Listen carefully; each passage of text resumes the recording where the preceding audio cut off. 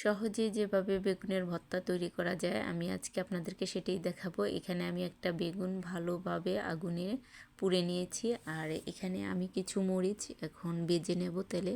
সামান্য একটু তেল দিয়ে মরিচটাকে ভালোভাবে আমি টেলে নেব। এই যে মরিচ ভাজা আমার হয়ে গেছে, তো আমি মরিচটাকে নামিয়ে নিলাম। এখন আমি দিয়ে দেব টমেটো।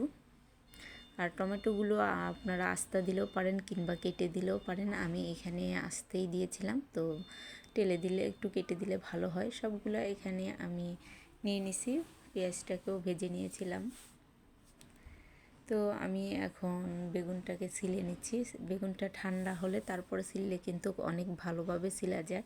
তো আমি ঠান্ডা করি বেগুনটাকে। এই যে দেখেন কত সুন্দরভাবে ছিলে ফেলেছি।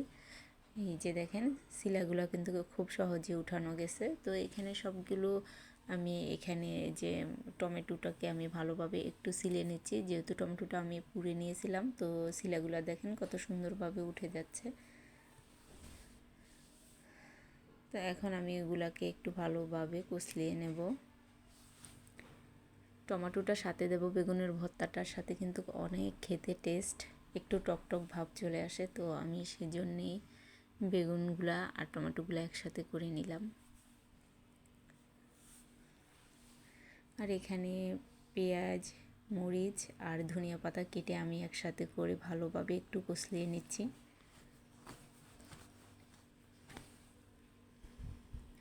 সরিষার তেল আমি দিয়ে দিলাম। পরিমাণে একটু সরিষার তেল বেশি দিলে কিন্তু অনেক ভালো হয় ভর্তাটা খেতে। তো সবগুলো আইটেম আমি একসাথে করে ফেললাম। এই যে টমেটো আর বেগুন, এখন আমি একটু ভালোভাবে একটু মেখে নেব। ধনিয়া পাতাটা দেওয়াতে কিন্তু অনেক সুন্দর একটা চলে আসছে। তো উপরে আমি ভর্তাটা বানিয়ে, তো উপরে আমি একটু সরিষার তেল দিয়ে দিচ্ছি, যে আমি একটা ভাব চলে আসছে।